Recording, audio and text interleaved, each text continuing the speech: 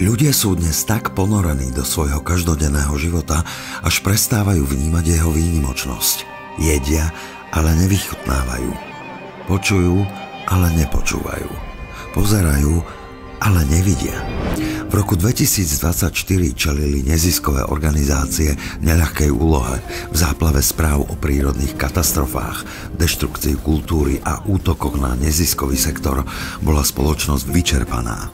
Náš cieľ bol preto ambiciózny, prekonať všetky doterajšie rekordy v zbierke Biela pastelka a presvedčiť verejnosť, že pomoc nevidiacim a slabozrakým má skutočne zmysel. Ľudia považujú zrak za samozrejmosť, zatiaľ čo nevidiaci a slabozrakí sa spoliehajú na ostatné zmysly, vďaka ktorým vnímajú svet intenzívnejšie.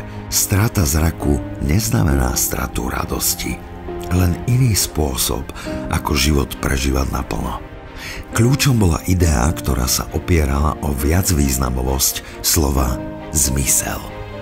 Slogan "Aj bez zmyslu to má zmysel" nie len vystihol podstatu kampane, ale zároveň vyvolal moment zamyslenia, že nevidiaci nepotrebujú ľútosť, ale príležitosť.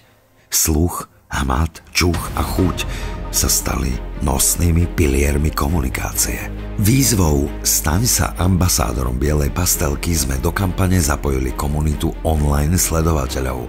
Získali sme až 219 ambasádorov, ktorí šírili naše posolstvo ďalej organicky s kampaňovými vizuálmi, ale aj s vlastným obsahom. Komunikácia prebiehala v 3 vlnách. Od emócie televízneho spotu, cez aktiváciu mikroinfluencerov až po finálny hype v deň zbierky. S takmer polovicou média rozpočtu, nasadenou na záver kampane, sme zabezpečili maximálnu viditeľnosť Bielej pastelky a jej všade prítomnosť v deň zbierky. A výsledok?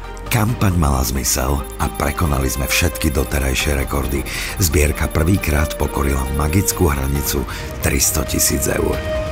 Zapojenie verejnosti rástlo, viac reakcií, viac zdieľaní a o 50% vyšší čas sledovania videí. Kampaň zasiahla viac ako 1 000 000 ľudí a čo je najdôležitejšie, podarilo sa nám vytvoriť silnú komunitu, ktorá dokázala, že empatia stále existuje.